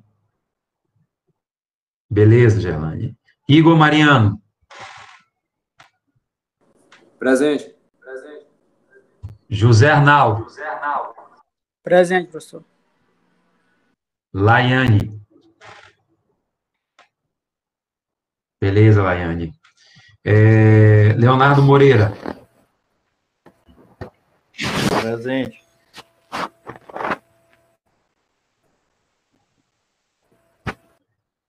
Responde pelo chat, Leonardo. Pronto. Marcelo Ribeiro. Beleza, Leonardo. Presente, professor. Márcia Silva. Presente. Maiane Silva. Presente. Nájila. Presente. Pedro Fernando. Presente. Rafael Amorim. Presente, professor. Renildo. Presente. Ruth. Presente. Samara. Presente. Presente. Beleza. Samuel. Presente. Wellington Araújo. Presente. William da Luz. Presente. Beleza. Antes da gente começar a aula que vem, me lembrem para eu falar de uma lei estadual quando eu estiver falando de perpetuação da competência, porque eu tenho que falar sobre as normas de organização do Poder Judiciário. E aí, o que acontece, vai ser uma aula, assim, bem mais puxada, e para eu não fragmentar o assunto, eu prefiro começar de uma vez só, porque eu tenho que falar dos critérios determinativos aqui na perpetuação da competência. Então, tem um monte de regrinha que vocês estão vendo aí que a gente vai tratar ainda, tá bom? Então, é só para vocês me lembrarem essas duas coisas. Primeiro, me lembrar que eu vou falar sobre o princípio da perpetuação da jurisdição e me lembrar que eu tenho que falar de uma legislação do Estado do Maranhão. Tá bom? Beleza? Então, senhores, neste dia de hoje, agradeço a presença de todos, a audiência.